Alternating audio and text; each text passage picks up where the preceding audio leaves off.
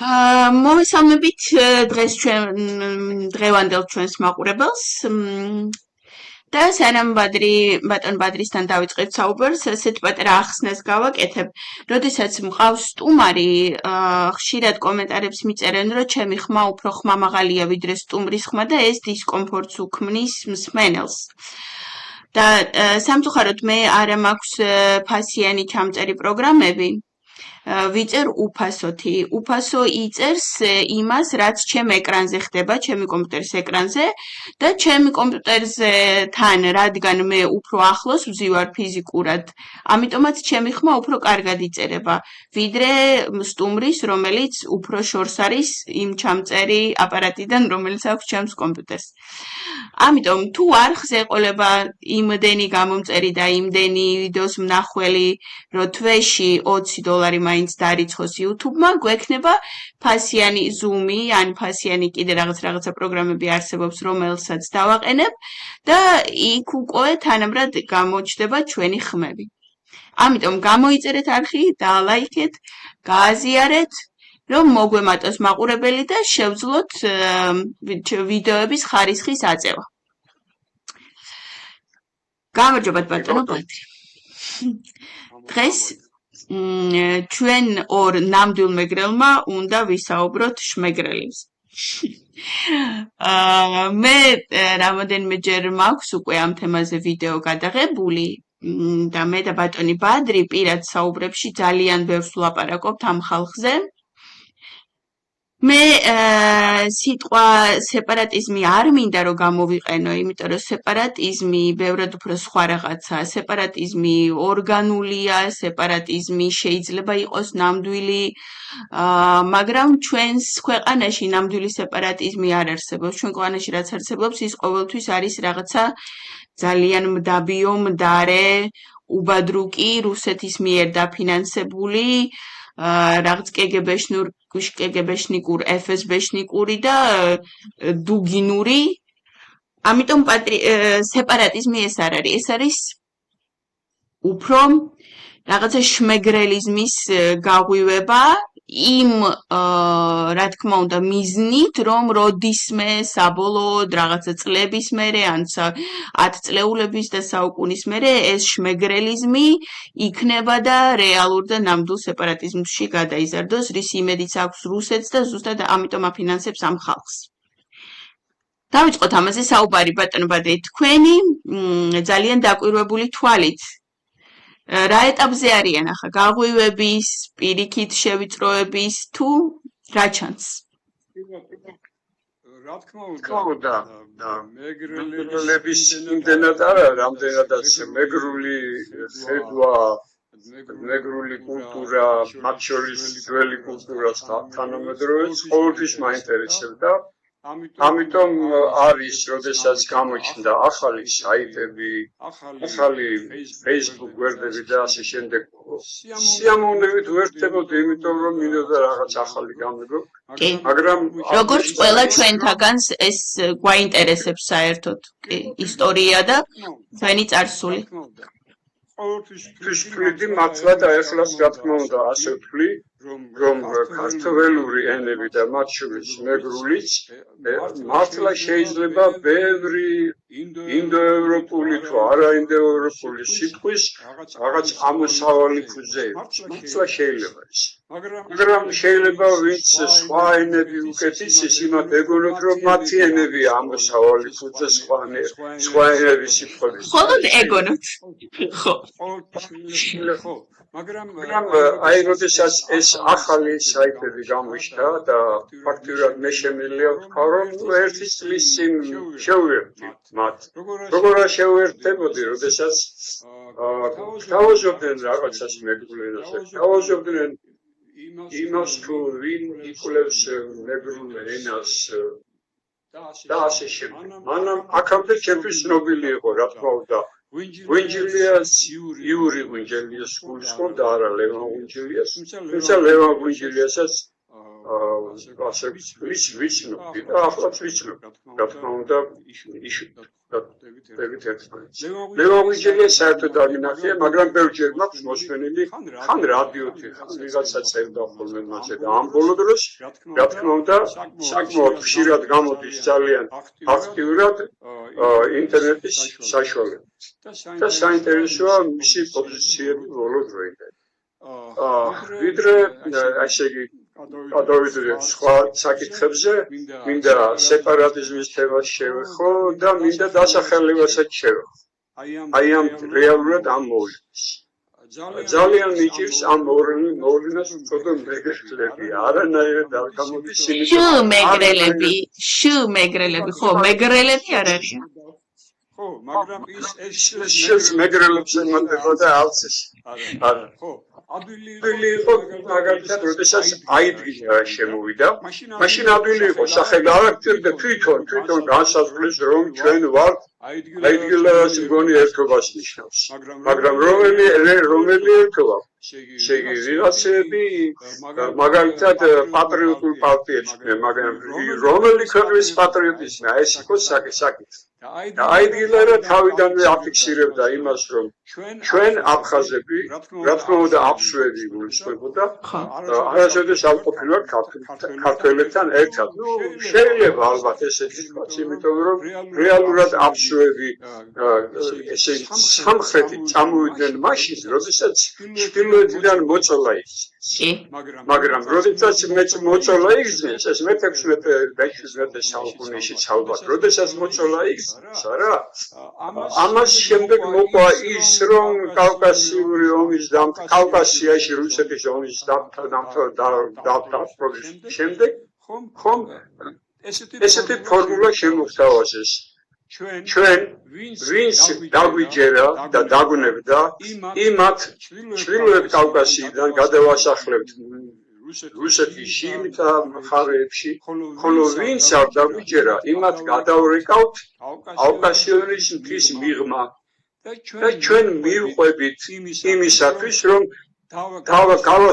დავაცარიელოთ ტერიტორია და მოვამზადოთ შემდგომი კოლონიზაციისათვის. აი ეს იყო საყოველთაო გეგმა და ეს იყო ის დავალება, რომელსაც რუსის ოფიცრები, მათ შორის დაზვერვის ოფიცრებიც, აი ეს ჩანს, რომ ყავდა დაზვერვა 1800 რომელიღაც წლებში, ხომ აი იმათი სიტყვებია ესე.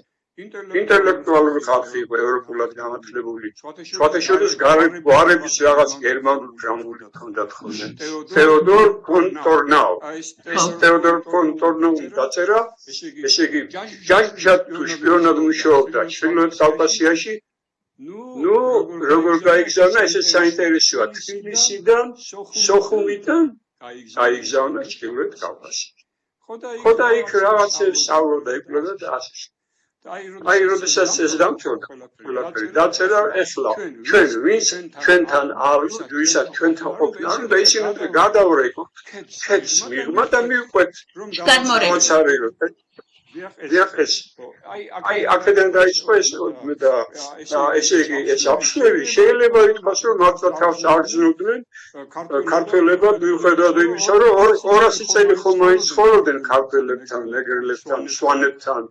თან ბატონ კარლო ბარბაქაძეს თეორიით ეს არიან როდესღაც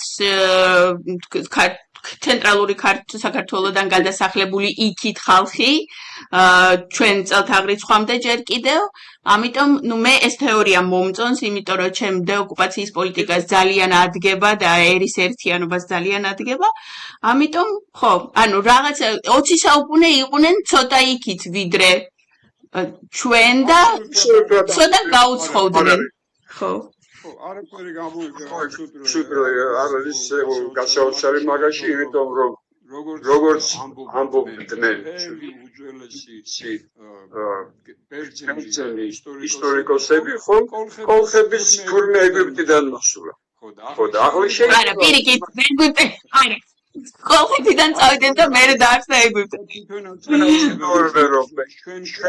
ვართ ეგვიპტელები ანუ ეგვიპტის ფარაონები იყვნენ კოლსები. ახლა ესეთი ის. კი, მე ამ ხარეს ვარ მეც.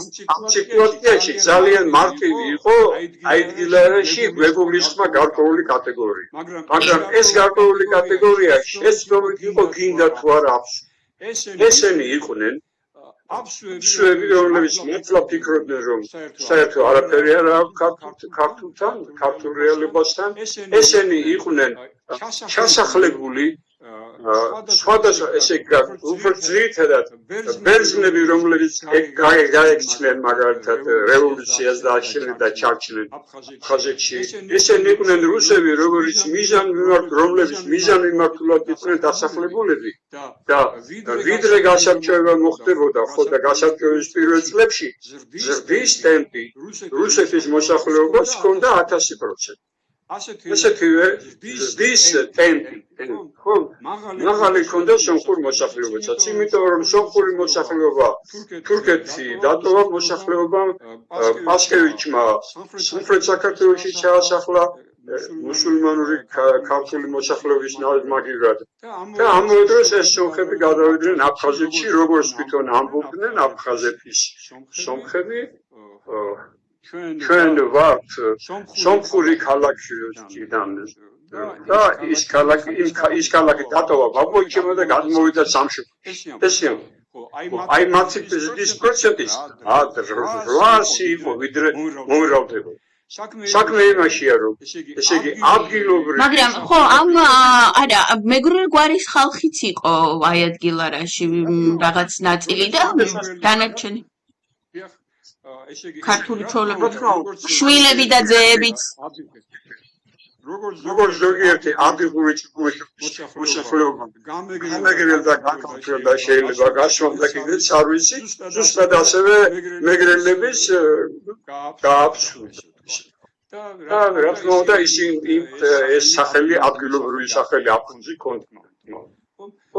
ესე იგი მეორე კატეგორია იყო ეს გარედან შემოყვანილები სპეციალურად. შეეხება ადგილობრივ მკვიდრ მოსახლეობას, რომლებიც პირველი აღწევის დროს ჩაეწერნენ როგორც აფხაზები და როგორც ქართველები. მეგრელები. ესენი იყვნენ საწყისი მოსახლეობის 49%.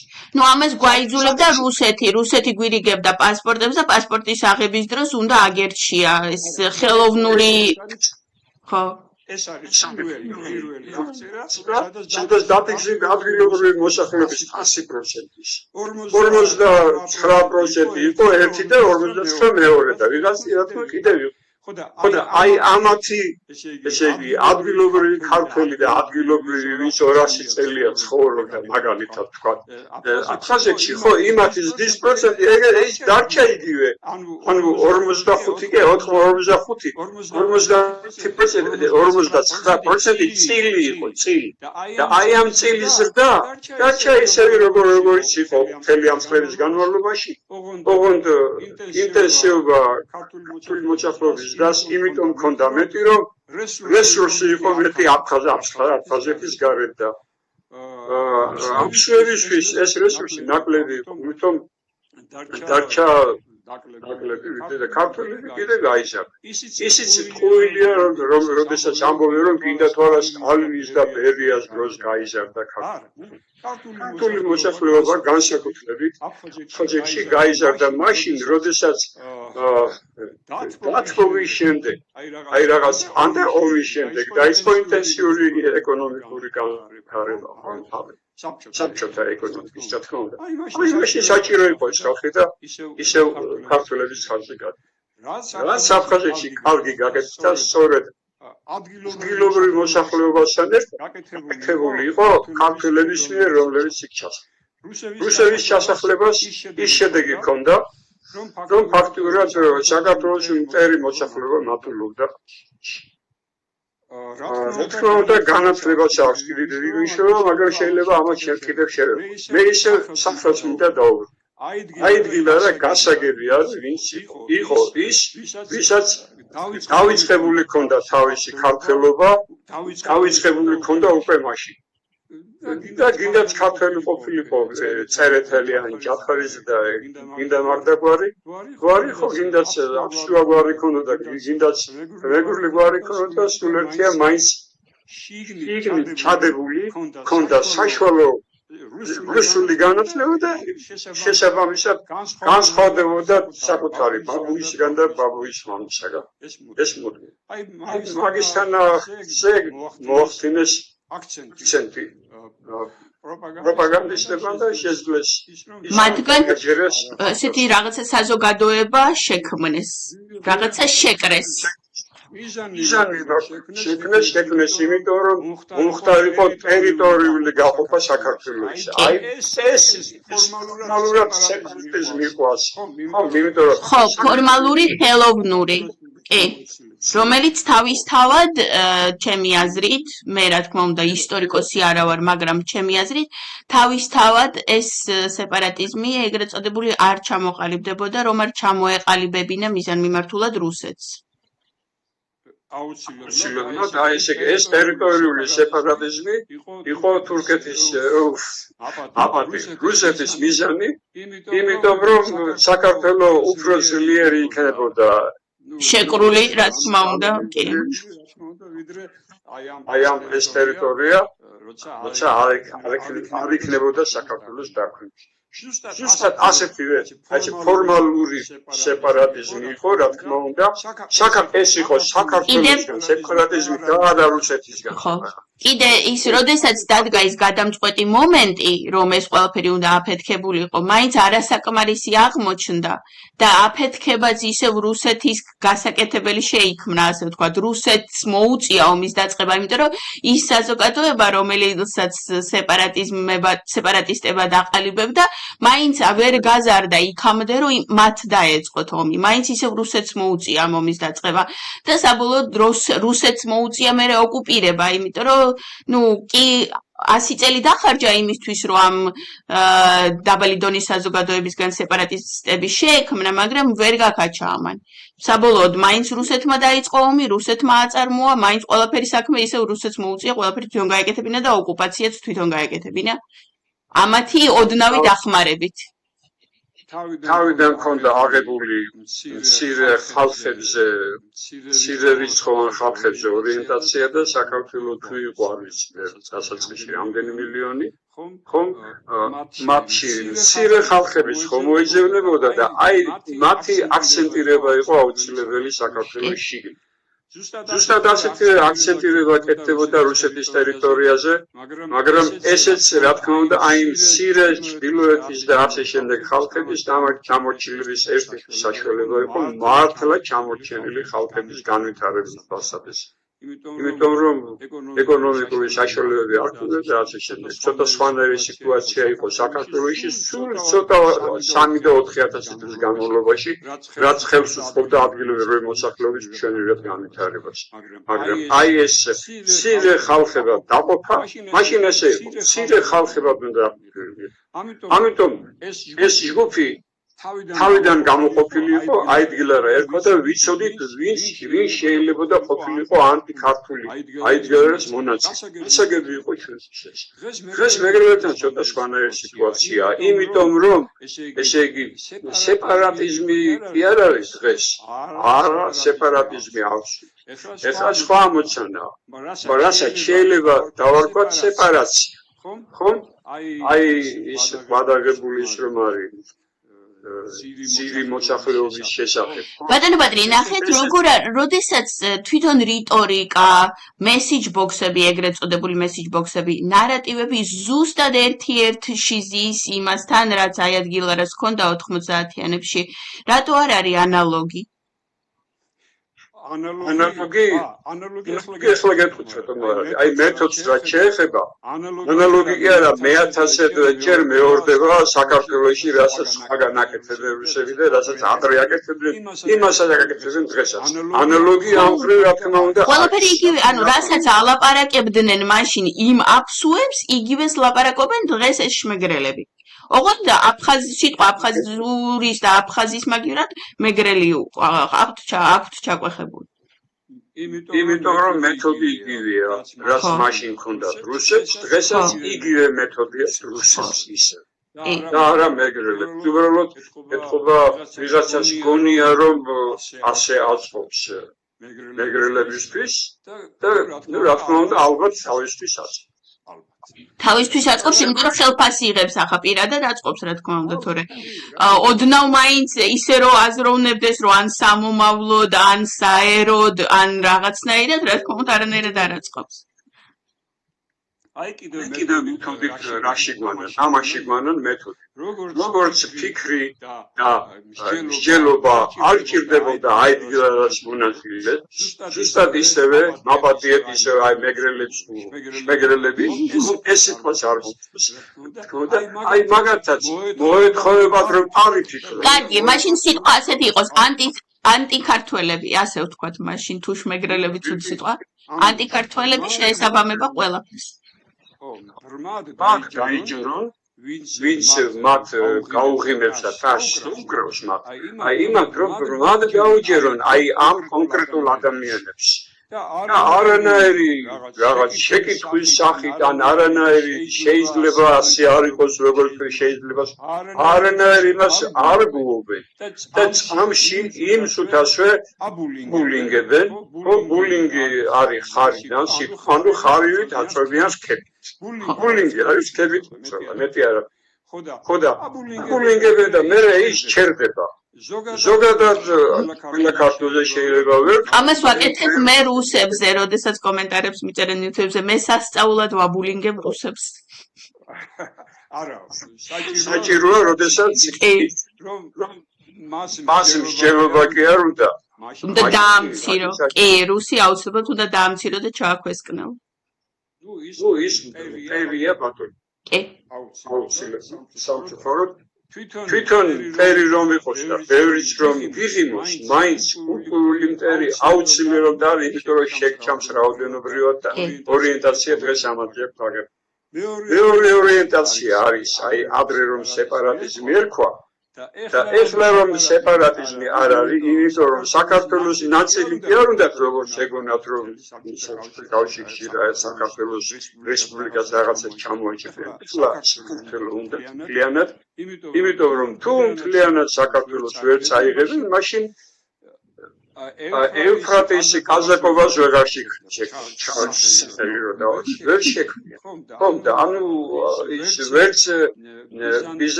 ბიზანტს აიღებენ ქართლს. ანუ სრულიად საქართველოს უნდა გადავიდეს მეგრულ ენაზე, ამას აწვევიან და მეგრულისგან ენა უნდა შექმნან, ხო, როგორც ასეთი.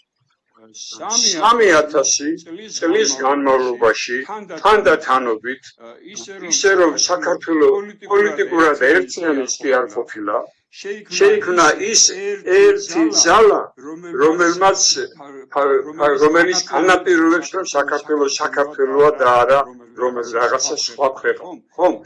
აი ეს გამოერთიანებელი ერთი რაც ჩამოყალიბდა 4 ან 3000 წლის განმავლობაში, რომელიც უკვე წარმართობის ხანაში უკვე ფორმირებული იყო საკმარისად, ხომ? საკმარისად ბოლომდე ფორმირებული იყო, აი იმ ძალის წაშლა უნდა. და იმ ძალას ქვია ქართველი, ქართული და საქართველო. და აი ახლა სეპარატიზმი სწორედ მაგაში გამოიხატება, რომ ეს სეპარატიზმი კი არ არის საქართველოს და ყველა ქართულის სეპარაცია. თუ ქართული ერთი არ იქნება, რომელსაც მრავალფეროვნება ყოველთვის ჰქონდა საქართველოს. მაგალითად, ეხლა არის სხვა ქვეყნებში ის მრავალფეროვნება ყოველთვის ჰქონდა და სხვათა შორის არ აქვს. არა, ძალიან ბევრი ევროპულ ქვეყანაში არის მსგავსი მრავალფეროვნება და არის. მაინც სახელმწიფო არიან. სეპარაცია რაში გამოიხატება? სეპარაცია გამოიხატება იმაში, რომ არ უნდათ ტერიტორიის, ასე ვთქვათ, მოკბეჭა, არამედ უნდათ ის, რომ რაც არის მთელი, ხომ? ერთი რაც არის, ერი ნიშნავს ერთს გურულა. ხომ? ეს ერთი რომ ერთი არ იყოს, ერთი რომ არ იყოს ეს. ის მაგალითად თავაზობენ ეთნო ჯგუფებს. აი ეთნო ჯგუფები უნდა იყოს. ახლა თან ქართველებს ვითომ ქართლელებად, ხო, ქართველობას ქართლელობასთან აიგივებენ.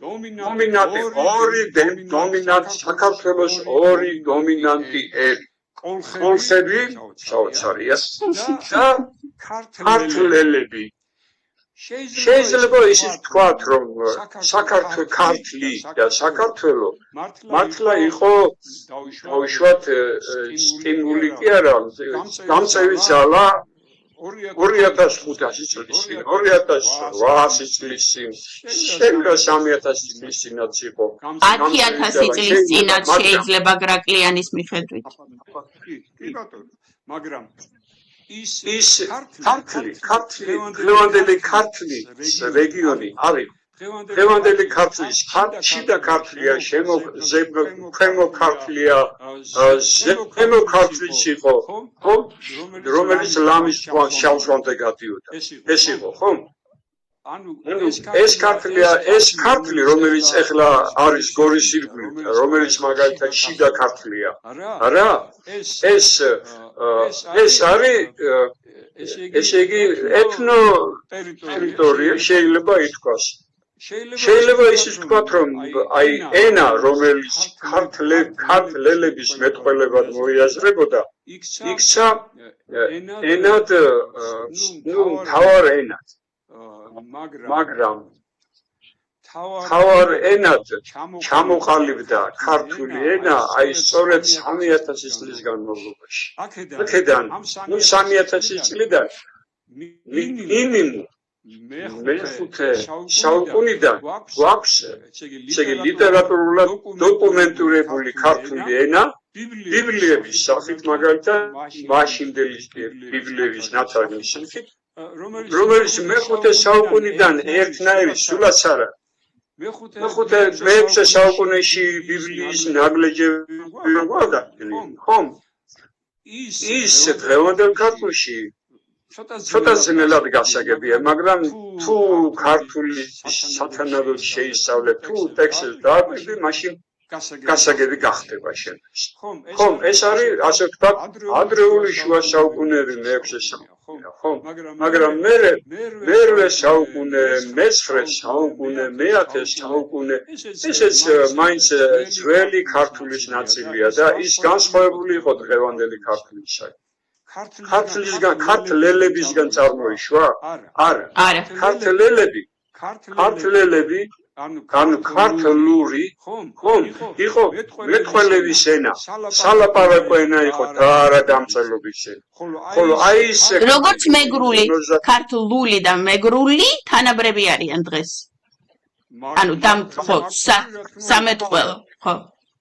მაგრამ დღეს ჩაწერა შენი მეტყველების ადვილია მით უმეტეს შენ სხვა ენებთან ესე იგი განსწავლულობასთან ერთად ჩამოგიყალიბდა ესე იგი დანაწევრებული მეტყველება განსხვავებით აი პირველად ენა რო წარმოიშვა ხო ის არ იყო დანაწევრებული რომ ყოფილიყო ასევად დაждდებოდა ეგრე მაგრამ დანაწევრებული საერთოდ ხო ამიტომ იეროგლიფად დაждდა გასაცაქსი ხო მართლაც დაждდა აი განვითარების შედეგად ან გამეცა კი სამეთყველო ენა სრულებით სხვა სამეთყველო ესე იგი ენის გარდა საქართველოში საბჭოთა დროსაც საკმაოდ განვითარებული იყო და მანამდე საკმაოდ განვითარებული იყო აი მწიგნობრული ენა ასე შეგვიძლია ვთქვათ და მწიგნობრობა ამ სიტყვის ეს ამ კონტექსტში მნიშვნელობა ნიშნავს იმას რაც ფარნავაზმა გააკეთა მე-3 საუკუნეში ჩვენს წელთაღრიცხვაზე როდესაც მან განავრცო ენა არ განვრცია მწიგნობრობა ქართული განავრცო და იმ მწიგნობრობა ქართული განსხვავებულია სხვა მაშინ არსებული ენებისაგან თუ იმ ენების დიალექტებისაგან იმით რომ ეს სამწიგნობრო ენა ის კიდე სამეთყველო სამწიგნობრო საერთო და საერო და არა მარტო იმ ტერიტორიისთვის რომელიც დღეს არის საქართველოს სრულიად კავკასიისთვის იყო საერთო ენა ის სამწიგნობრო ქართული ენა დიახ, ალბათ და ამ ენაზე არა მარტო კავკასიაზე ნახევარი ყირიმიც კი ასე ვთქვათ პოლიტიკური ენა და ეკლესიას მსახურის ენა და რაღაცა ძალიან დიდი პერიოდი იქაც კი ნახევარი ყირიმზეც იყო ეს ენა რომელიც დღეს საბოლოოდ ქართულად ჩამოყალიბდა შეიძლება კიდევ აი წერილობით დოკუმენტებს, ხო, ანუ წერილი სახით დოკუმენტებს. თუ მეხუთე საუკუნიდან გვაქვს კედლებზე საკმაოდ დიდი ტექსტები. შორის იერუსალიმშიც, ხო? ასე საკმაოდ დიდი რამდენიმე ტექსტი, არა მხოლოდ ერთი. ხო? ასევე საქართველოში ტექსტური დიდი ტექსტებია, მაგრამ ამას გარდა წარმართულ საქართველოში, როდესაც ვიდრე ქრისტიანები გახდებოდნენ, ხო? გინდაც ანდრიას საშუალებით, რომელიც გამოაგზავნა ღვთისმშობელმა მათ შორის საქართველოში, იმიტომ რომ ანდრიას ბევრი ქვეყანა აქვს მოვლილი და საქართველოში არა მხოლოდ პოლხეთში, არამედ იყო აღმოსავლეთ საქართველოშიც. ხო და რა თქმა უნდა ეს მიჩნეულია და როგორ თუ ასე იყო. ხო? ესე იგი იყო ქრისტენდეც და წარმართულ ხანაშიც უკვე მოპოვებულია ყველაზე ამოკლილი ნიშნები, რომლებიც წერდნენ. არაფერს ვამბობ გრატლიანზე, რომელიც როგორც თვითონ ამბობენ მაძიებლები ამ საქმის და სამტკიცება ჭირდება და რაღაცა პირველი ვარაუდები არის, რომ ეს არის ქართული ანბანი. ძველ ქართული ანბანებით იკითხება ოღონდ ჯუმა მეგრელი ღმერთია, ასე ვთქვათ, მეგრელი და სვანი დღეს შემორჩენილია მეგრულ და სვანურ ენაში, როდესაც საერთო ქართული იყო. ხო, მაგაზე ალბათ ცალკე შეიძლება ლაპარაკი ენდემურობას და აქტუალურობას საინტერესო თემა არის ავია.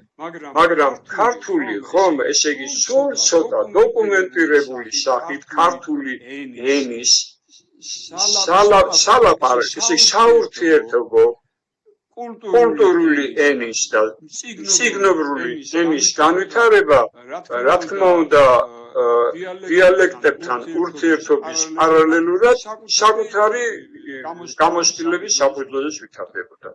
დაწყებული მე-6 საუკუნის ბიბლია ჩემთვის ისეთი, მე-6 საუკუნის ნაწყვეტები. ხო, სადაც ხდება აი ეს ასო რომ არის, სადაც ხდება და ასე სხვა მერე უარყოფილი ბგერები და ასო ბგერები ხდებიან, მაგრამ ეს ასო ბგერები, როგორც ბგერები, შემონახულია ხევსურში, შემონახულია სვანურში, ხომ? და შეიძლება მეგრულშიც ზოგიერთი ბგერა არის შემონახული, რომელიც შეიძლება მეგრულშიც კი არ იყოს ასო ბგერა, არამედ მხოლოდ ფონეტიკური ბგერა იყოს, ანუ ფონემა კი არ იყოს, რომელიც შინაარს უსვლის სიტყვის, არამედ იყოს ალოფონი, რომელიც გინდა ასიკვი და გინდა ესიკვი, გინდა ბ სიტყვი პირველ პირში და გინდა ბ სიტყვი პირველ პირში, ხომ? ის პირველი პირია და ბ და ვ და მე მგონი მუც. ამ შემთხვევაში ალოფონია და არა ფონემა, რომელსაც თავისი ფუნქცია აქვს. ბ-ს თავისი ფუნქცია აქვს, მაგრამ გააჩნია მეზობლად, რომელი ბგერები ხობს, იმის მიხედვით ვ ხარის კი არ იტყვი, საერთოდ დაიკარგება ის ვ. ანდა ბრაგადანსკი ბრაგადანსკი ხო, იმიტომ რომ ვიჯდება კარგად. მუბღოლუა ხო, ბღოლუაც ის ბღოლუა, მაგრამ აი ჟღერი ბღწმია, ეს ვც აი ესე გაჟღერდა და გახდა ბ გაგიშმიერ. ხო და აი ეს ფონეტიკა, ეს არის დამახასიათებელი სამეთყველო ენისთვის. შეიძლება სამეთყველო ენა ჩაწერო ისე როგორც მეტყველებ, რაც ხდება ძირითადად დღეს, მაგრამ ეს არ არის ენა, ეს არის სამეთყველო ენის ტრანსკრიფცია. ჩაწერა და ასო ნიშნები, საჭიროა ნიშნები.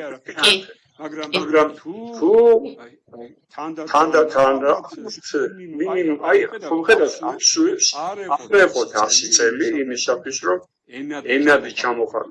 მიუხედავად იმისა, რომ ლიტერატურაა. მაგრამ ენად ვერ ჩამო ისევ დარჩა, ვის ლაპარაკობს. ალაპარაკო ენად დარჩა. მე აბსურდი ლიტერატურის რამე ისინი არ შემხვედრია. აი ვიღაცა რო დამჯდარი იყო და აბსურად დაეწერა, არის ნათარგმნები აბსურზე, თავიდან რუსულად დაწერილი, მაგრამ ვის აქვს დაწერილი პირდაპირ აბსურად, გულუას აბსურად აქვს რამე ნაწერი? დიმიტრი გულიასე ჩემს ახალგაზრდობაში ამბობდნენ, რომ კონსტანტინე გამსახურდია რომ არ ყოფილიყო ქართული წერლობის ერთ-ერთი მამა, გულიას ექნებოდა ამის პრეტენზია. რახანას ხო, იმიტომ რომ ანუ გულიას ნაშრომები ნათარგმნია აბსურდზე, არ არის აბსურად დაწერილი. აი ეგ არ ვიცოდი. ნუ მე ასე მგონია, შეიძლება ვცდები, მაგრამ თუ ვცდები, ახლა ვინც გვისმენს ვინმე, ან შეგვისწოროს, ან მე კიდე ერთხელ ჩავეძიები. პირველ ლიტერატურულ ნაწარმოებს ვერ დაწერ. ისე თუ წინასწარ გამოცდილება არ გექნება. კი. აბსურდს წინასწარი გამოცდილება ალბათ ჰქონდათ განათლებულ ხალხს, მაგალითად როგორც იყო პოეტი გიორგი შერვაშიძე, ხო? აი მას არ ვიცი ისე თუ არა აფხაზური შერვაშიძეც არ წერდა აბსურად. შერვაშიძე ზუსტად ვიცი რომ არ წერდა გულუას განსხვავებით. ქართველი პოეტი იყო, რომელიც ქართული ნაციონალისტური შეხედულებების გამო მოკლეს. ელემენტარულად რუსი ახალგაზრდა დასდევდა და უკან მოკლეს. ეგა. ხო. ყავდათ ერთი კიდე გონი მიხაილ შერვაშიძე, რომელიც იმისათვის რომ აი ეს აფხაზია აბსუა მოსახლეობა დაემორჩილებინათ რუსებმა, რუსეთიდან ჩამოიყვანეს აბსოლუტურად რუსულად განათლება. ასეთი ერთ-ერთი ძლიერი, ერთ-ერთი არა, ერთადერთი ალბათ არის კიდე ბაგრატ შინკუბა, რომელმაც უკანასკნელი უბიხი დაწერა. ისიც მე სულად მაქვს მხოლოდ ნანახი უკანასკნელი უბიხი, უნდა გავარკვიო, მე მგონი თარგმნილია აბსურზე და დაწერილი რუსულადაა. ხო, საინტერესოა აბსუების, ან წერა-კითხვის მცოდნე აბსუების რა პროცენტი კითხულობს აბსურდ წიგნებს. საინტერესოა. არც ერთი. და როდესაც მე დავიწყე სწავლა ამენის და რაღაცა ფრაზები უკვე რო ვიცოდი ელემენტარულები და რო დავიწყე ამ ფრაზებით საუბარი იმ ადამიანებთან, ვინც სოხუმში ცხოვრობენ და ჩემი ხნისები არიან, ვერ იგებდნენ რას ვეუბნები და ვერ მპასუხობდნენ თავის ენაზე. მეთქი, ქვენი სამსართულიანი რა გინდოდათ მეთქი და ნუ აიჭდნენ ასე ენა გადაყლაპულები და ვერაფერს ვერ მეუბნებოდნენ. ხო, ამიტომ ისიც საინტერესო პროცესია, რაც მეგრულ-ინასთან მიმართებაში დღეს ხდება. ძირითადად წამყვანები არიან სამეგრელოს ერთი რეგიონის წარმომადგენლები, რომლებიც რა თქმა უნდა საკუთარი სოფლის მეტყველებებს ხვევენ თანხმოვანებს. სოფლის მეტყველებებს, ამას ძალიან გავუსვათ ხაზი, საკუთარ სოფლის მეტყველებებს, იმიტომ რომ მეგრული მაგალითად რომელითაც ჩვენ გულრიფში საუბრობდით, ძალიან განსხვავდებოდა გალის მეგრულისგან, განსხვავდებოდა ზუგდიდის მეგრულისგან და ჩემი აზრით ჩვენი მეგრული ყველაზე მაღალი დონის და ყველაზე დახვეწილი და განვითარებული იყო და ყველაზე დაბალი დონის, ასე ვთქვათ, არავის არ ეწყინოს, მაგრამ ყველაზე დაბალი დონის მეგრული გალის მეგრული იყო ჩემი ყურისთვის ყოველ შემთხვევაში და ისედაც ზოგადად ასე მიგვაჩნდა. ხო, თავისი სოფლის და მაქსიმუმ თავისი რაიონის მეგრული შეუძლია იმ ადამიანებს, ვინც დღეს მეგრულს გვახვევს, რომ მოგვახვიოს. გაჩნდა ერთი საიტი კიდევ აბა როგორ იქნება მეგრულად და რომელიღაც ქართულში. საოცარი ყველაზე და სხვათა შორის აი ამის პოსტებში თვითონ პოსტი იმდენად საინტერესო არ არის, რამდენადაც კომენტარებია. ის კომენტარები უფრო მეც გეუბნება მაგ პოსტის. კი, კომენტარებიდან უფრო ჩანს პოსტი რისთვის დაიწერა. ხო. და ესე იგი რა ქვია, წინადადებას ესე სპროს პრილაჟენიეს სპროსი აქვს. ეს სპროც იზრდება სხვათა შორის. ხოდა აი რა შეეხება მაგას არა აი ამ საიტზე სადაც მეგრული ქართული სიტყვების მეგრული ვარიანტების შემოთავაზება იყო გასაოცარი იყო რომ ერთი ჯობს თავის ვარიანტს უი ეს სიტყვა მე არ გამიგი არ ვიცი მართლა ჩვენ და კიდე ეს ჩვენთან ასეა კი ისიგივია ვინმე ხევსურს რომ კითხა ხევსურულად როგორ იტყვი აი ამ ქართულ სიტყვას ლიტერატურულ შებრაში რომ როგორ იტყვი იქაჩლება არ ესე იგი ხევსურეთში პირაკეთა ხევსურეთში მე ფშავი თიულეთი თითქოს ერთი რეგიონია ხო მაგრამ ესეთი არიან დიალექტები აიქაური ქართული. ბათუმშიც მე ხშირად გამიგია რაღაც ისეთ კვარცხულ სიტყვას რო იტყვიან, მე ამას დააყოლებენ, რომ ეს აჭარულიაო. ანუ აჭარულ ენას ეძახიან იმ რაღაცა დიალექტს, რაც აჭარას ახასიათებს. აჭარული ენა ეკვა მაგას რუსეთში საკუთარი თვალით გვაქვს ნანახი საბჭოთა გამოსული ციგნი რუსულ ენაზე, რომელსაც ეწერა პირველად პოეზია. პირველად საბჭოთა. ძალიან. მე მგონი თავიდან ძალიან ბევრ სამუშაო ჰქონდა და აქ პერევოდ საჭარსკავა, პერევოდ კახიწინსკავა, პერევოდ მეგრელსკავა და ამდენი ვერ გაქაჩეს. იმ აჭარაში რა თქმა უნდა თავისი დიალექტი. საქმე იმაშია რომ ლაზური დიალექტებად იყო, ხაიხა ცოტა ჩვენ სხვა საკითხზე გადავდივართ, მე მგონი და არა, ძალიან შორს იქით არ წავიდეთ, ხო, უფრო ანუ დავუბრუნდეთ ამ საკითხის პოლიტიკურ შემადგენელს. ხოდა აი ეს მაშინ იმაზე ესე იგი მეგრელები რო უწოდო, ხო, ამას ჩემთვის ძალიან მიუღებელია მეგრელების მიუღებელია, იმიტომ რომ მართლა ეს ანტიქართულობა დავარქვათ ამასობაში. ხოდა აი რა ვიცი მე ვიცი რომ ახან ამ მოვლენას ეს ანტიეროვნულობა და წარმომავლობით გავს აიდგილა ჩემთვის ეს არის აიდგილარას მეგრული ისე იგი ახალი ოფისი დილარას სამეგრელოს ოფისი აიდგილარას მეგრული აიდგილა ფუნქციაც ისეთი აქვს თქვენ რამოდენიმე გვარი დაასახელეთ და ახლა ყველა გვარი დავასახელოთ არ მოვერიდოთ იმას რომ ხალხმა უნდა იცოდეს ვიზეა საუბარი ზოგადად მოვლენაზე კი არა კონკრეტულ ადამიანებზე ვსაუბრობთ რომელიც რუსეთს ემსახურება ირაკლი ბუკია ჯგუშიას რა ქვია სახელი თენგის ჯგუშია იზორიას რომელმაც სასწაული გააკეთა წინა კვირაში ესეც მოყევით რა გააკეთა აი აფსუებს რომ იმათა გავერთიანდეთო და ამათ დედა იმას ვუქენდეთ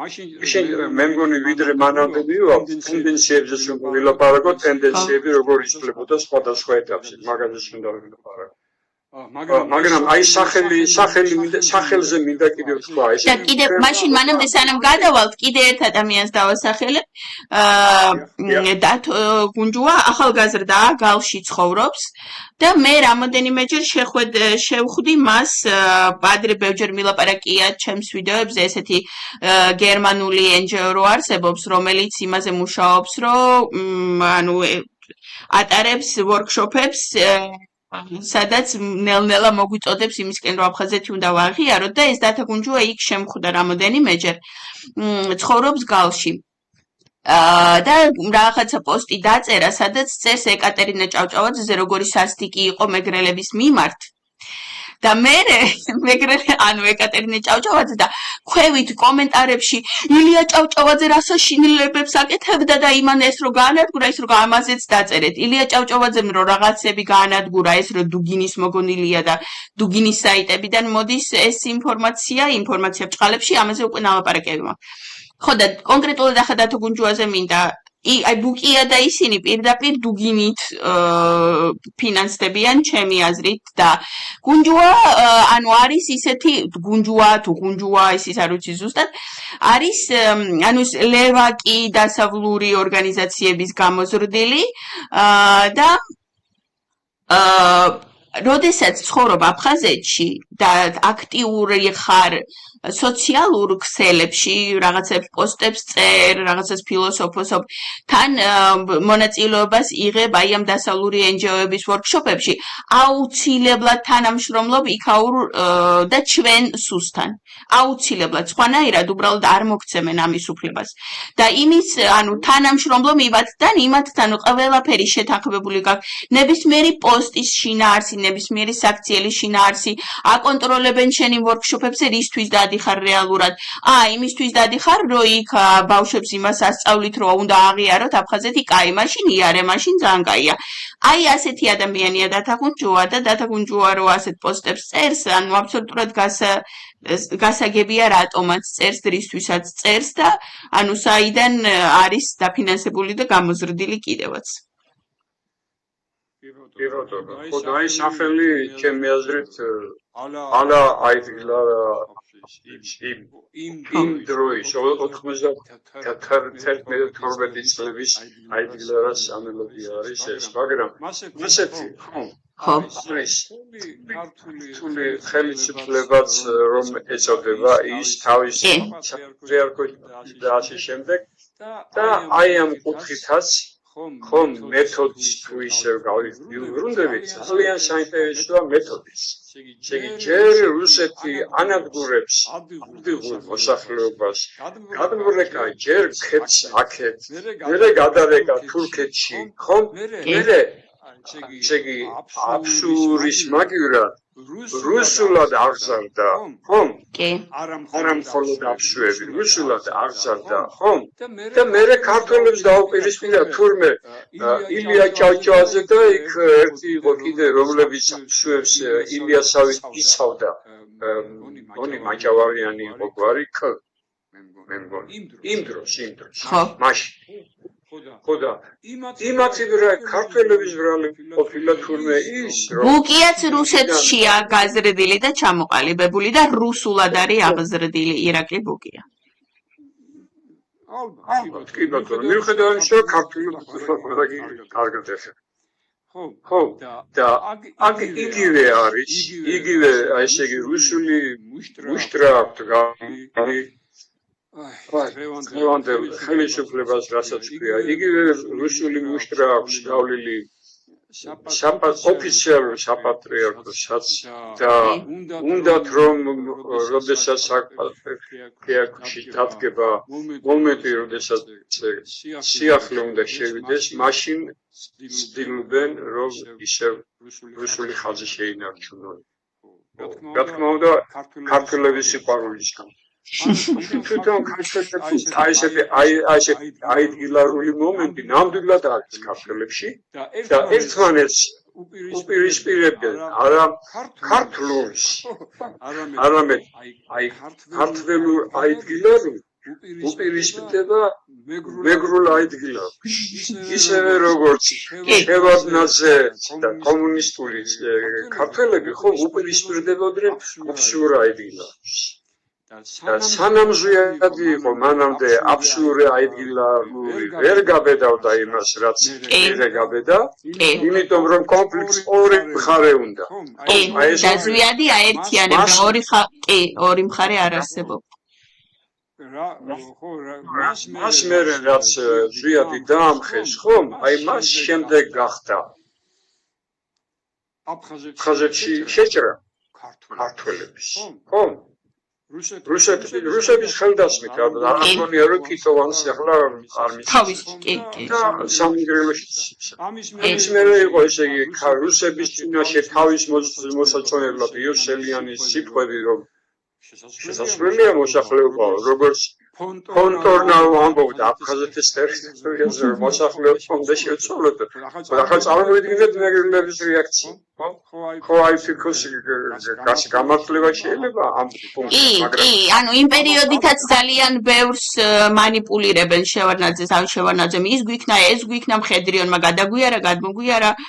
იმიტომ რომ შევარდნაძე რუსი პოლიტიკოსია და რუსეთის პოლიტიკას ატარებდა.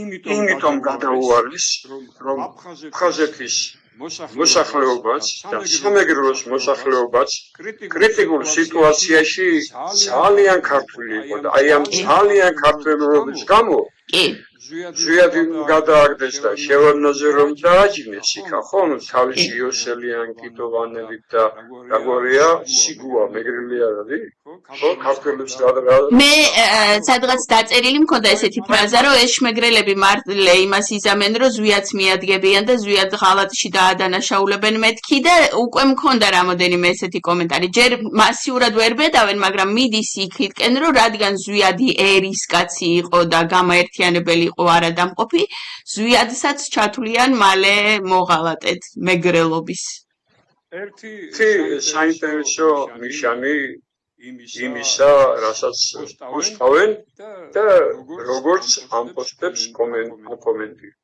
ერთი ხავთ მეგრელები, რომელსაც ადიდებ. ნუ რა თქმა უნდა, ცოცხალი არის, ცოცხალი. ერთმანეთ ტრანსაცოცხლოს ბატონო, მით უმეტეს როგორც ამბობენ, ძალიან საინტერესო წიგნები აქვს დაწერილი ედემი იზორიას. კი ბატონო, ხომ? მაგრამ აი როგორც ესე იგი მაგალითად ედემი ეს ცოცხალი ლეგენდაა და ცოცხალი მაპატიოს თვითონ თუ მოისმენს ამას რომ თვითონ დროშა ცოცხალი დროშა ფაქტობრივად მოქმედი დროშა ჭირდებათ ესეთი რა თქმა უნდა ხო მაგრამ ამას გარდა კიდევ ხავთ მეგრელები რომლებსაც დადებითად იხსენიებენ და ეს არის ჟვანია კომუნისტი რომელიც თავის პარტიულ დავალებას ასრულებდა და მეგრელების სეპარაციას ახორციელებდა ქართველებისაგან ხო რა თქმა უნდა არის აშორდია თურმე რომელიც ისეთი კარგი კაცი ყოფილა რომ რუსეთში თურმე აზნაურობას და თავადობას ხალხს აცნებდნენ და აშორდია ურიგებდა ფულის ფასად სამაგიეროს გადახდის ფასად ისეთი კეთილი და კარგი კაცი აშორდი წარმოიდგინეთ რამდენი ახალი ის იქნება თავად აი ეს ნიუანსი საინტერესოა რომ ასეთები მეგრელები ხავთ პოსტებში ნაკები და ერთი ცნება არ არის ზვიადის მაპატიეთ არ იყო აქამდე სუბოლომდე არ ყოფი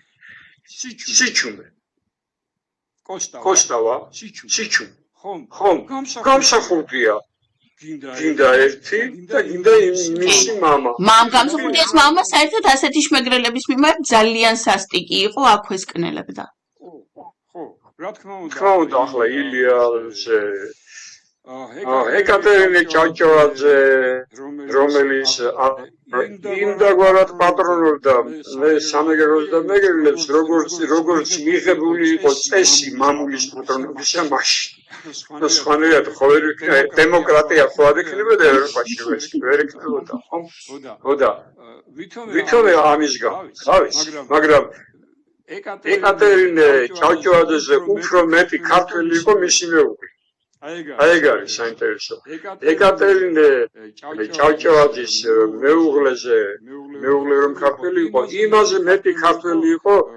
მაგალითად ლევან მეორეზე ლაპარაკი მე მგონი რომელმაც ვეფხვის თავშანი დააწერინა ქართულად და არათაური მოიწვია ვიღაც სპეციალური და შექმნა ამაზე ვარდო სანჯელი მაპატიეთ ეხლა რა ვიცი ნამდვილად დიდი ქართველები იყვნენ ხომ ქუჩზე არაფერს არ ვიტყვი ქუჩზე არაფერს არ ვიტყვი ხომ სამაგიეროდ ვიტყვი ისე დიდებულ ქართულზე როგორც არის იოანე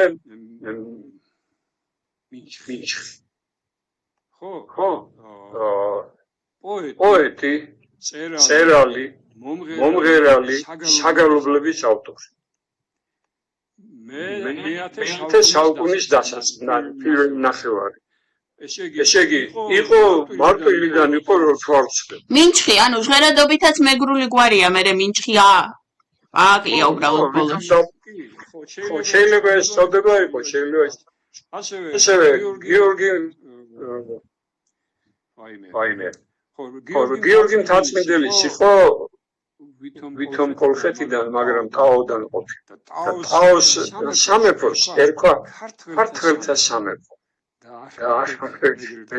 ქართველთა სამეფო ეს ერქვა, საიდანაც დაიწყო საქართველოს აღმოცენება, განვითარება. და არა ქართლიდან, არა გორიდან. იმიტომ რომ გორი საშინელ დღეში იყო, ქართლი საშინელ გაცალკერებული ყავდათ არაბებს. საქართველომდე და შემდეგ კიდე რო გაიყო საქართველო, მაშინ აღმოსავლეთ ირანს გაცალკერებული ყავდათ გორი და მთელი კახეთი. მაგრამ საქართველოს გაერთიანება და აღორძინება დაიწყო კლარჯეთის სამეფოდან, რომელიც ასაკი კოლხეთის სამეფოზე ნაკლები ნამდვილად არ არის. შეიძლება მეტიც იყოს გააჩნია. არ იყო ნაწილი, ანუ კოლხეთში არ შედიოდა ტაო? სადა? არა, კოლხეთში არ შედიოდა, პარალელურად იყო კოლხეთთან. არც კოლხეთი არ ყოფილა თავიდან იმ ფართლიანად ყოველთვის იმ ფარგლებში, რომელ ფარგლებში სპარტო დიდი კოლხეთი მოიაზრება. კოლხეთი, ესე იგი, ტაო-კლარჯეთი დაახლოებით ჩვენს წელთაღრიცხვამდე მეორე 1000 წლეულის სადღაც ბოლოში თუ შუაში იქიდან არსებობს. ანუ იმ დროიდან მითოლოგიაში, არა ისტორიაში, იმ დროიდან რა დროიდანაც მითოლოგიაში, ზუსტად ასევე მითოლოგიაში და ისტორიაში კოლხეთი არსებობს.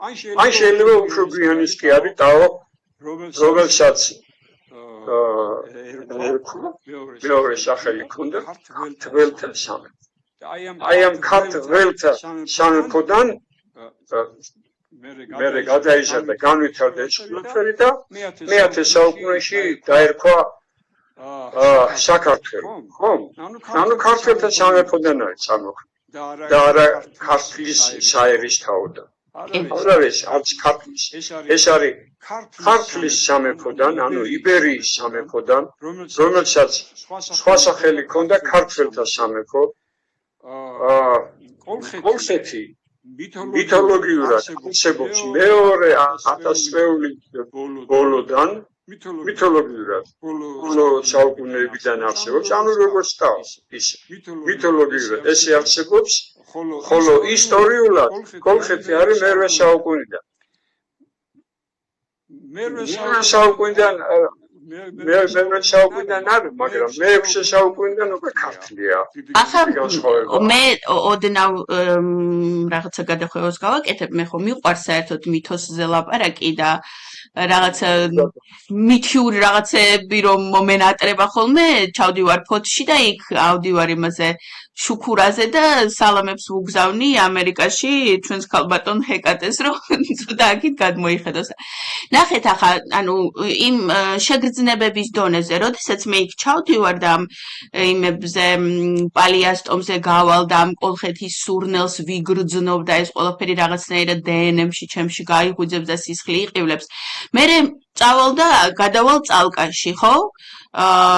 და სულ სხვა თითქოს ხო ვითომ კოლხეთი არ არის წალკა, მაგრამ არანაირი არ არსებობს აი იმ შეგრძნებების დონეზე და მითოსის დონეზე და მითოსიდან გამომდინარე მსჯელობების დონეზე ეს უფრო ძველად იგრძნობა და უფრო შორს არის მიწაში სიღრმეებში ჩასული, ეს გრაკლიანის მიდამოები და ის კულტურა, რომელიც აქ იყო ქრისტიანობამდე და ბევრი საუკუნეს წინ, ჯერ ერთი უფრო ძველად იგრძნობა და მეორე, მე როგორც ერთი ადამიანი ვერ ვხედავ ამათ დაყოფას შეგრძნებების დონეზე, ჩემთვის ეს დაყოფილი არანაირად არ არის.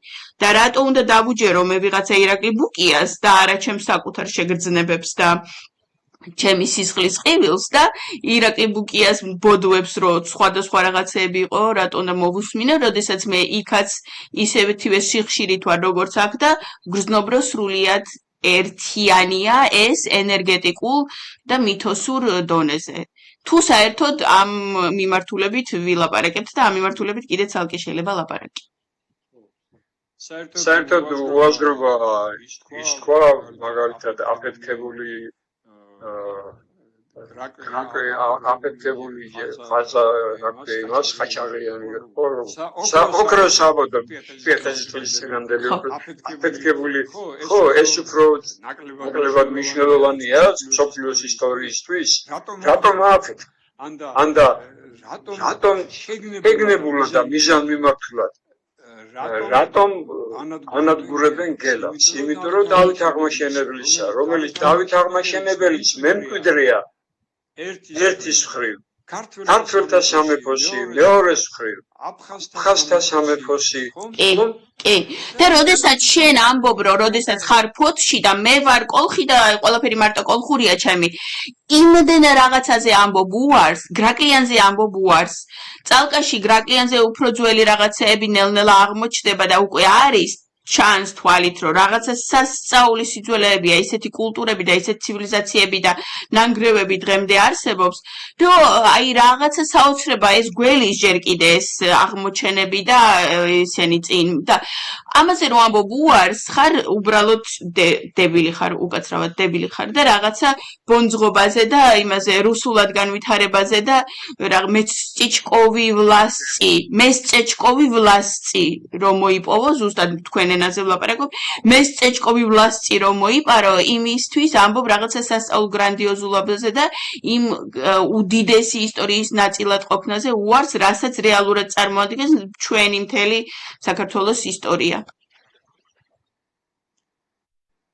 ნუ აი ესე ახლა აი მოდით მაშინ ესე იგი აზე საუბრობენ ხოლმე ხოდია ტენდენციები როგორი იშლებოდა თემატიკების შინაარსს კი ამაზე ცოტა ვილაპარაკო და მე ორი რაღაცა ისეთი დიდი ბლოკი მინდა გავაჟღერო ამის ყველაფრის მომავალი რა იქნება ვინც თვალყურს ადევნებს ამას და მე მგონი მარტო მე არ ვადევნებ იქ გამოჩნდა რამდენიმე პიროვნება როლებად სადა შეფასებდა მათ შორის მეგრელებმაც თავიდან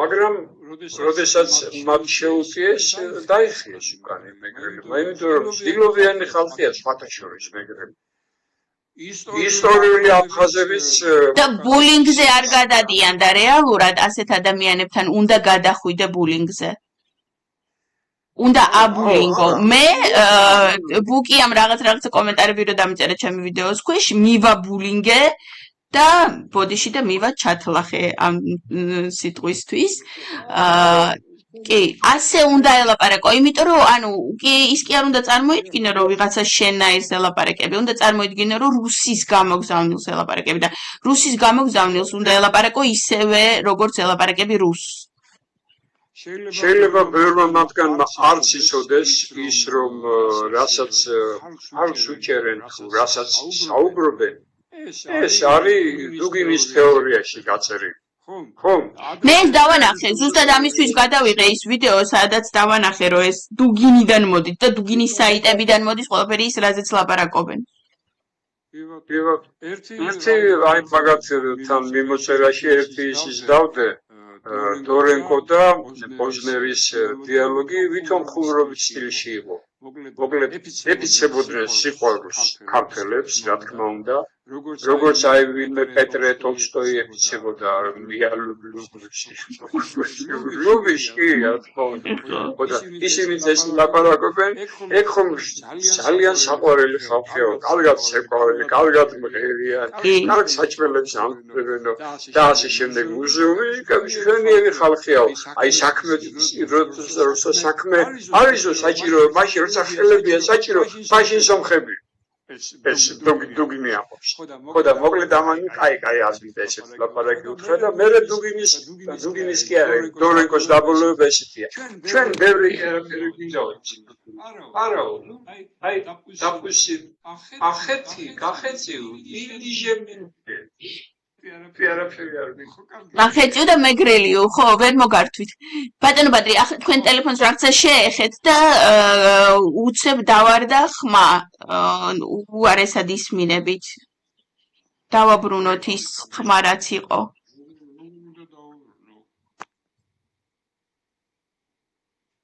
გავიჩიებო რა შეიძლება მაგრამ მე ასე მაქსიმუმზე გაკეთებული არის მის ისმის, მაგრამ უკეთესად ისმოდა სანამ შეინჯღრეოდა.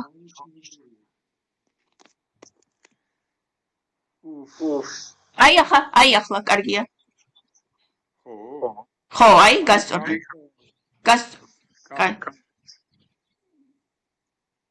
ხო და ნახეთ ახლა. ხო. ძალიან მნიშვნელოვანია მით უმეტეს თუ აი უახლესი ლამის უახლესკენ მიმდინარე ისტორიას გავიხსენებ რომ დაღესტანში აშენებდნენ გზას რომ კახეთში გადმოსულიყო დიდი ამბავი იყო იმის შებრული აქედანაც ჩვენ უნდა აღვიჩვენოს რა თქმა უნდა ის რომელიც შეგვიძლია არა ბატონო მერე იფიქრეს და ალბათ იფიქრეს რომ კოლხეთის გასაცვლელი უფრო მომგებიანი იქნება. ახლა მე მინდა ვილაპარაკო ამათ მომავალზე და დავანახო მათი მომავალი. მე ვფიქრობ რომ მათ ესმით რომ მომავალი არა აქვთ და მე გუშინ რო დავწერე თუ გუშინ წინ დუგინის ბოლო შანსები მეთქი. ანუ როგორც ახლა მთლიანად საქოცეთი და მთლიანად რუსკი მირი მაქსიმალურად აკეთებს იმას რომ რადროც დარჩა 2 სამშაბათი თუ 3 სამშაბათი მაქსიმალურად მოიხვეჭოს მაქსიმალურად ფული იშოვნოს იმიტომ რომ მეტი ამის შანსი აღარ ექნება ასე არიან ესმით ეს თუ არ ესმით არ ვიცი, მაგრამ მე ვამბობ, რომ აი ეს პერიოდია ახამათში. მიუხედავად იმისა, რომ რუსეთი ძალიან გაკოტრდა და გაზპრომი ძალიან გაკოტრდა და აეროფლოტის გაკოტრება გველის ხვალ თუ არა ზეგ მაქსიმუმ სექტემბრის ბოლოსთვის, ანუ ის თანხები, რომელსაც დუგინი ამათ უხდის, ამოიწურება ძალიან მალე ამოიწურება. და თანხების გარეშე ესენი თვითონ რას იზამენ არ ვიცი, მაგრამ იდეა რომ მკვდრად შობილია გასაგებია. ეს იდეა სიცოცხლის უნარიანი რო ყოფილიყო თავისთავად იარსებებდა. ამას არ დაჭირდებოდა დუგინის ფინანსები. და ამ იდეაზე კიდე საბჭოთა კავშირი 100 წელი და 120 წელი მუშაობდა, მაგრამ ვერაფერი ვერ გააკეთა. და ახლა მით უმეტეს ბონძღი და საწყალი და რაღაცა უძალიან დაბალი დონის პუკინი და დუგინი ვერ იზამენ იმას, რაც ვერ გააკეთა სტალინმა და ბერიამ და ასე შემდეგ, ვინც იყო იქ საბჭოთა კავშირში ყველაზე ძლიერი. ეს ასე და როგორც რუსკი მირის სული ზღაპვის პერიოდია დაწყებული, ისე არიან ესენი. ახლა რაც შეეხება ამ იდეის მკვდრად მშობილობას და არაბუნებრიობას. ჩვენ ძალიან დიდი ხანი ვილაპარაკეთ, ბატონ ბადრი მილაპარაკა, რომ ენა როგორ ვითარდებოდა, ენის ევოლუცია როგორ იყო და ეს ბუნებრივი პროცესია, ქართული ენის ჩამოყალიბება, ბუნებრივი პროცესია, რომ ქართული ენა მთელი საქართველოს ტერიტორიისთვის საერთო და მწიგნობრივის და როგორ ერის ენა, ყველაფერი დანარჩენი სამეთყველო ენებია. და ხო, ტომური სამეთყველო. ეთნიკური ტომური სამეთყველო სოფლის რეგიონის რაიონის რაც გინდა ის დაარქვით, მაგრამ არა სახელმწიფოსი და არა ერის.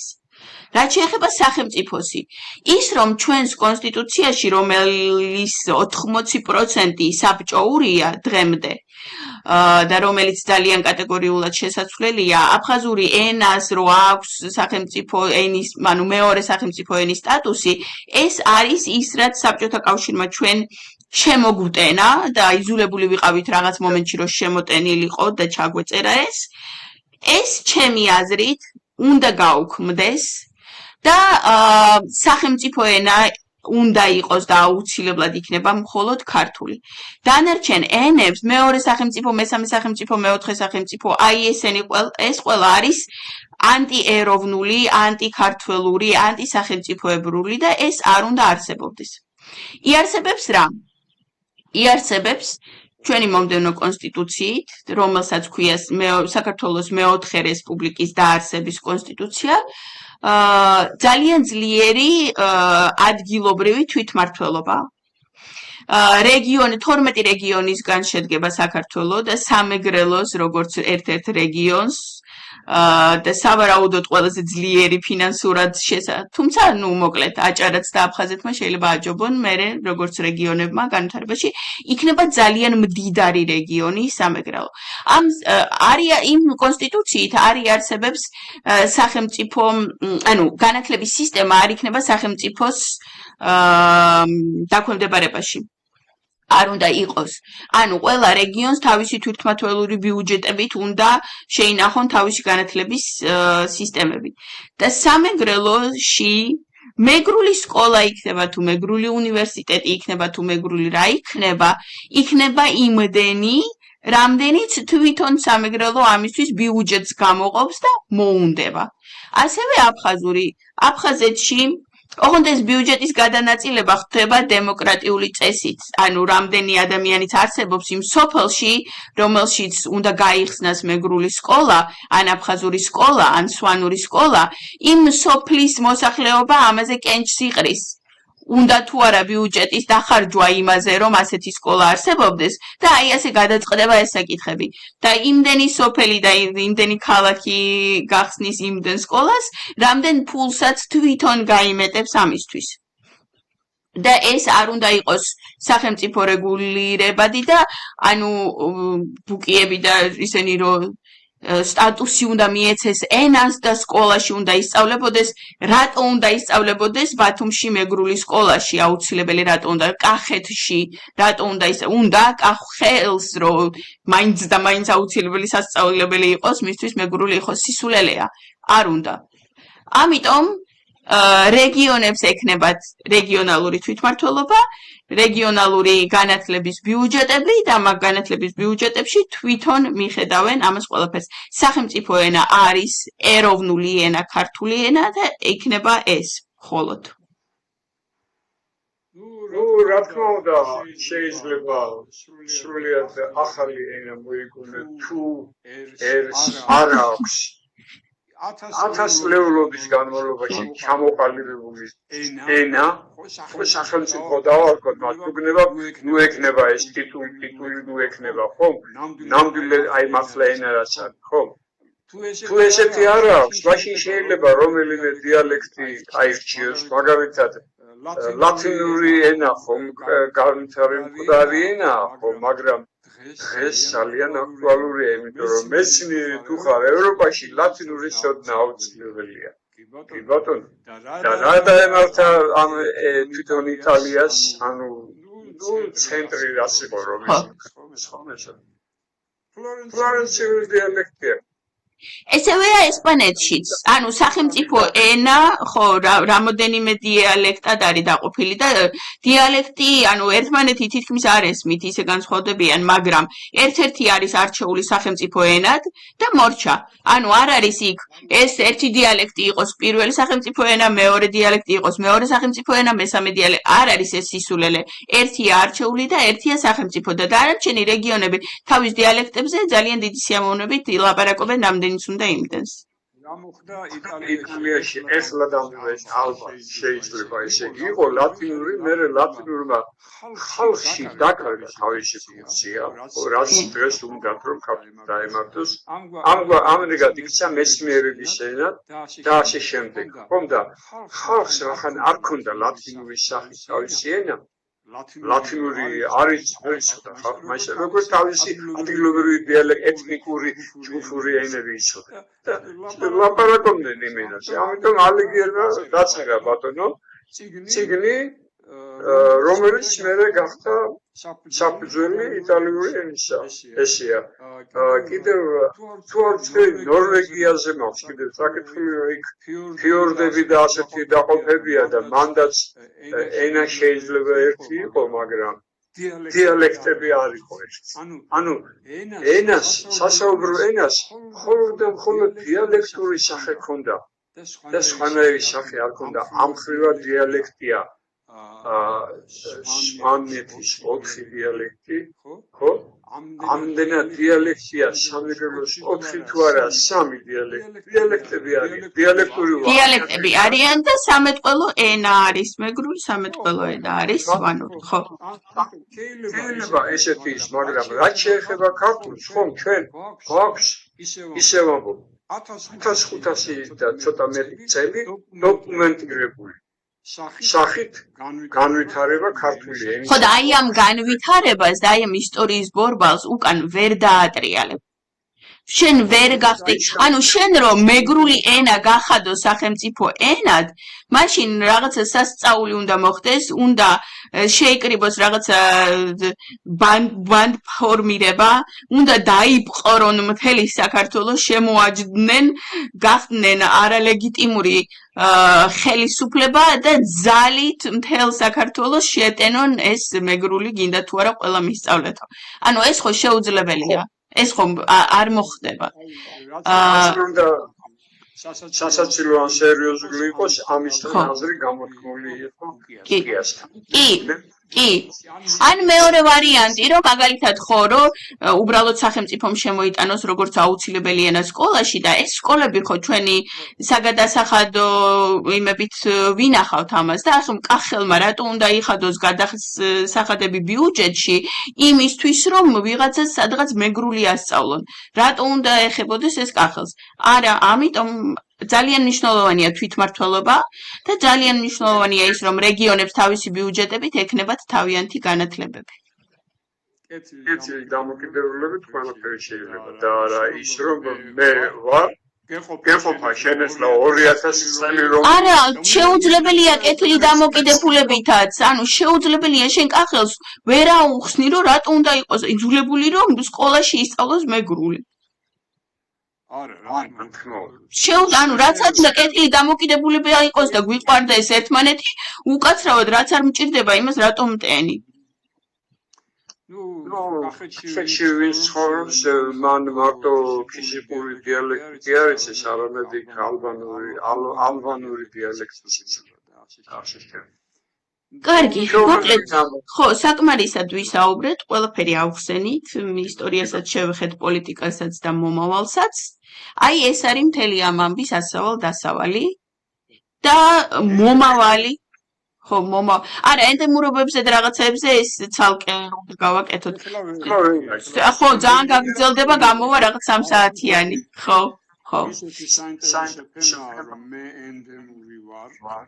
გავაკეთოთ ხო, გავაკეთოთ ეს ცალკე, ამაზე ცალკე ვისაუბროთ აუცილებლად. კარგი ბატონო ბადრი, დიდი მადლობა ამ გადაცემისთვის და მოვემზადოთ შემდეგისთვის და მომავალ შეხვედრამდე. იმედია საინტერესოა. თუ ჩემი აზრით ძალიან საინტერესოა და ვისაც არ აინტერესებს იმან გუშინ რო გადავიღე იმას უყუროს. ძალიან ცხელი გამოვიდა გუშინდელი ვიდეო. კარგი, მომავალ შეხვედრამდე.